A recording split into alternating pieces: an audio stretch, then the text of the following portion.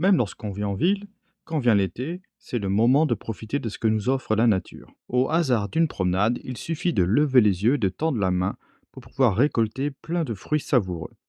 Une fois à la maison, faire une pâte brisée est à la portée de tout le monde. Il suffit d'avoir de la farine, du beurre et un peu d'eau avec du sucre. Le reste, évidemment, est histoire de manipulation.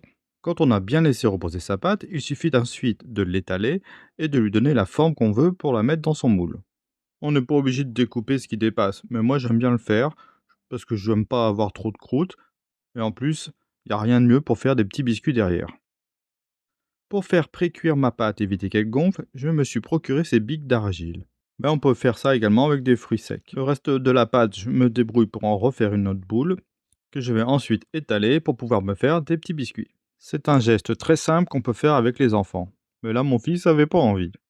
Après tout, pour lui, c'est les vacances. La pâte à tarte est à mi-cuisson, je peux retirer enfin les billes d'argile, ce qui n'est pas l'opération la plus simple. C'est là que je me dis encore que j'aurais dû acheter la dernière fois un collier en inox. Le reste pour moi ça a été de la pure impro. Je savais pas trop comment allaient réagir les fruits à la cuisson. J'avais peur que ça rentre plein de jus. Du coup j'ai mis un petit lit de mélange de farine avec de la farine de noix. J'y ai déversé mes fruits comme ça, avant de mettre tout ça au four. Et pour le reste de la pâte, je me suis pas embêté, j'ai pris un verre assez petit parce que j'avais pas grand chose, et j'ai donné des petites formes comme ça.